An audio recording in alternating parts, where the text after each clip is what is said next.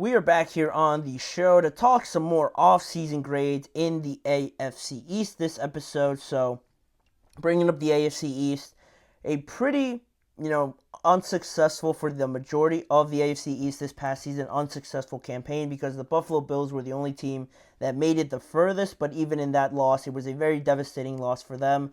So how do you regroup? How do you get more teams in the playoffs? How do you get more teams successful in the matter of just at least making the playoffs, this season? So there's been a lot of turnaround, a lot of changes in this division, I think more so than a lot of them. So as we dive into it, starting off not with that one, with this one here, the New England Patriots. The first team that I wanted to talk about, they get a B grade for me this offseason because I thought they did a good job of bringing back important pieces to continue this development plan that they have going post Tom Brady, post Bill Belichick. They also had a good draft, so that's also another thing that I wanted to point out. In terms of bringing back some of the more important pieces, you bring back an offensive tackle, Mike Onwenu, defensive tackle, Christian Barmore, and also pass rusher, Josh Uche, all pretty realistically could have all left. Being in the situation with New England, not wanting to be part of a rebuild, they could have easily left, but they all came back. They all bought into what Gerard Mayo was doing, into the organization. And from all that I've read, from looking at their deals, it seemed like they all returned cheaper than what the market price or what other teams were offering them. So that's always great for any team, not just the Patriots. And talking about some of the players that they brought back, some of the players that they brought in and almost brought back in a way, one of them being Jacoby Brissett to be that bridge quarterback for the period now where Drake May isn't quite ready. You bring in Jacoby Brissett to bridge that gap, to be that sort of placeholder there, to still give you good production from the quarterback position, but obviously the long-term plan is to get Drake May out there as the franchise guy. Drafting him so high, that is the aspiration, but obviously he's not ready just now. You don't want to throw him out there and ruin the development. So this is going to be a slow process, I hope. Hopefully we don't see Drake May out there soon in the regular season. Hopefully by middle of the season, close to maybe November. That's the absolute earliest I'd like to see him, but you never know with injuries and things like that. But having the idea of Jacoby Brissett there is great for me. And also bringing in guys like KJ Osborne, who they signed, and Antonio Gibson. And also not losing Kendrick Bourne as well to add to that talent pool that they have. Pretty solid additions. They're not going to blow you away, but at the same time, Antonio Gibson to give you some better passing option out of the backfield. Then Ramondre Stevenson, KJ Osborne to add an experienced wide receiver to that group. Can't hurt. And just lastly, talking about the draft, Drake May at number 3, and also wide receiver Jalen Polk in the second round. He's been getting good reviews so far through OTAs and mandatory minicamps, so keep an eye on him. He could be a major contributor right away for the Patriots. And really, all in all, the Patriots aren't in a situation where they're going to be contenders right away. This is going to be a long-term thing. Man, if you look at their cap space, they still have $47 million to work with this year if they want to make another big splash elsewhere. But if you look down the line in 2025, they have $118 million in projected salary cap. So like the Arizona Cardinals, like the Indianapolis Colts, those sort of teams, maybe not major contenders right now, but in the long term, if they continue their growth and they at least improve this season, the Patriots next year could bring in big-time free agents to really speed up this process. But overall, just this offseason in general, I gave them a B, in my opinion. So that allows us to move on to the next team, the Buffalo Bills, a C+, for me. I was close to giving them a little bit higher, but at the same time, it just seems almost like a big step back just on initial thought because you're resetting a lot in my opinion because obviously losing Stephon Diggs and the state of the offense, how reliant it was on him, the connection they had with Josh Allen. Of course, last year the scheme, the idea of this offense sort of changed a little bit with their new offensive coordinator coming in and them really focusing in on the run game with James Cook, more so in the play action passing with Dalton Kincaid, stepping up greatly in the latter half of 2023, and also Dawson Knox there as a good, reliable option. But the threat of Stephon Diggs is still a major contributor to that. If you have Stephon, you're going to have to keep eyes on him, most likely double team him. It drags away more attention than you would have on the running game. But now that he's gone, Who's going to step up in that absence? Is it going to be more based on the run and James Cook? Is he going to have another step forward like he did last year? Maybe it's some of the new guys, Curtis Samuel, Marquez Valdes-Scantling, Keon Coleman, who they drafted. They still have Khalil Shakir there. Some of these guys that you wouldn't expect to be major number one wide receivers or put up those kind of numbers for various reasons, with Keon Coleman being younger. I think he has the greatest upside to do it, but he's still just going to be into the NFL.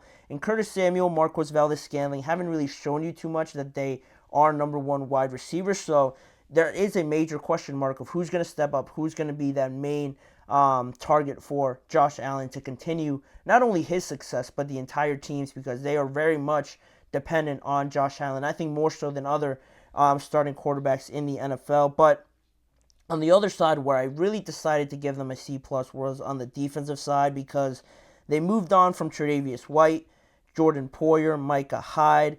Maybe not major contributors physically on the field right away, with Tre'Davious White being hurt and Micah Hyde also dealing with some injuries. But they are the character, almost the soul of that defense, the main contributors to establishing that culture, that identity that defense brought, and almost complementing that offense right, step for step, and how successful they were. But now that those guys are gone, yeah, they could still be looked at as talented. Everyone's talented in the NFL, but this defense still has some good players like Ed Oliver. AJ Epinesa played great. Hopefully they get more out of Von Miller. Mike Milano is coming back as well. So you still have good names there to give you some decent production, but from a leadership standpoint, from a culture establishing point, I didn't really like that they got rid of all of them. If they would have kept one or two of them, I would have still been satisfied with their defense, but the fact that they lost all of them, I think will be, or have a bigger impact than most people will give it credit for. And also, just any more positive note, they did bring back Deion Dawkins on that offensive line, and they also brought in La'el Collins to add to it, so that could offset a little bit. But overall, I gave them a C+. I think there's too much uncertainty. I don't really know where to look to get certain assured production from this team, so from that, I'll give them a C+ this offseason. But moving on to the next team, the New York Jets. It's weird with the Jets. It's weird with the Jets because they addressed everything. If there was no stories on where Aaron Rodgers was, why Hassan Reddick's not getting a new deal, what's going on with Nathaniel Hackett, is Robert Saleh going to make it past this year? If there was none of that, these guys are perfect. They got 5 4-stars on their project, this offseason project, and they're on a good track. But that almost makes it, hold back a little bit, because if you look at everything that they addressed, they brought in 3 offensive linemen that could right away be starters in Morgan Moses, Tyron Smith, and John Simpson. The only thing you have to really worry about them is health, and the fact that they haven't all been on the practice field together, because some of them are rehabbing and just, off days, and how it all lines up. They haven't all been on the practice field at the same time, so that definitely worries me. But on paper, starting, if you look at that offensive line, it's definitely better, so they addressed that. They also signed Mike Williams to go along with Garrett Wilson. Xavier Gibson is another player that is stepping up this offseason. And also Malachi Corley, a rookie, has also gotten good reviews. So from a skill position, they have good guys out there. But is Mike Williams going to be 100% healthy? Is he going to look like the old Mike Williams that we've seen? I have no doubts about Garrett Wilson. Xavier Gibson, is he ready right away to be thrusted into that number 3, number 2 wide receiver sort of role? And what are you really going to get out of Malachi Corley is another question. So on paper it looks well, but you have to see it be executed on the field. Hassan Reddick, great upgrade from Bryce Huff, losing him to the Eagles, but he hasn't been there at all.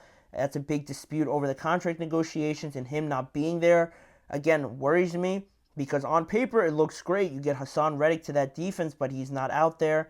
There seems to be behind-the-scenes problems that are going on in terms of contracts. So that, again, worries me. So all of that, bundled up together. Why did I give them a B+? Because we're talking about the offseason and what these teams did to get better. On paper, what they did, everything they did was right. Everything they did was spot on, improving that offensive line, improving their skill position players, improving the defense a little bit, but when they didn't have to, and bringing in Hassan Reddick. What you have to worry about with this team is just the off the field, behind the scenes sort of interactions, health concerns, and things like that. But that doesn't really, in my opinion, base into what they did in the offseason. That's why I gave them a B plus. If they could just finally shed all those other things, they're going to do really well, I believe, this year. But it all stems from Aaron Rodgers and how well they protect him and how well they're supporting him.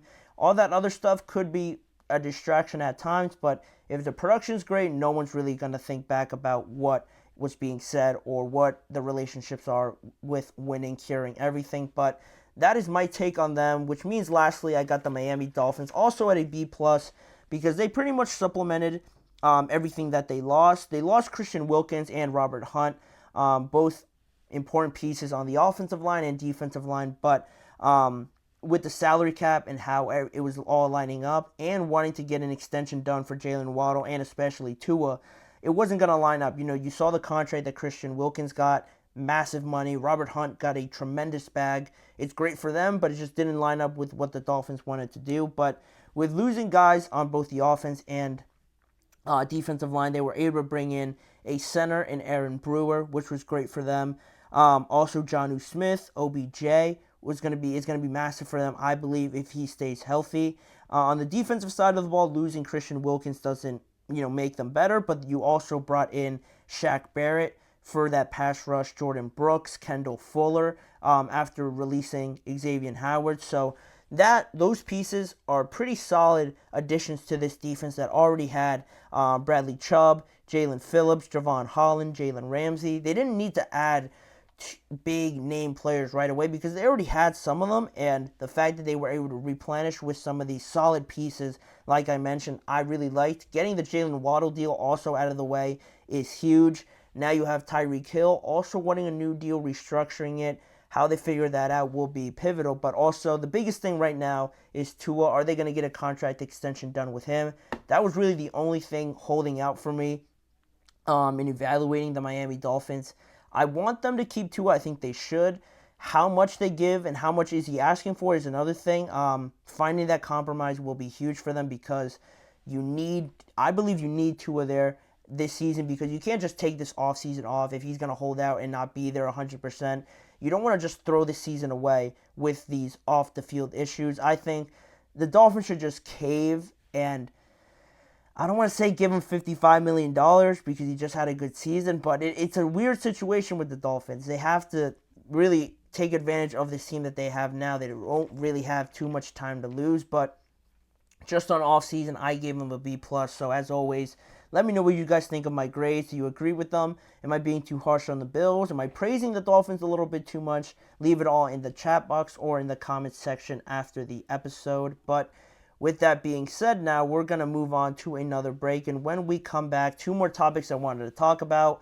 Todd Gurley, we haven't talked about him in a long time, football related or anything really. He was on a recent podcast talking about his NFL retirement and any chances of coming back to the NFL. And also some comments someone on ESPN made about Jordan Love. Very high praise for him, but is it too high? Are we placing too much expectations on Jordan Love?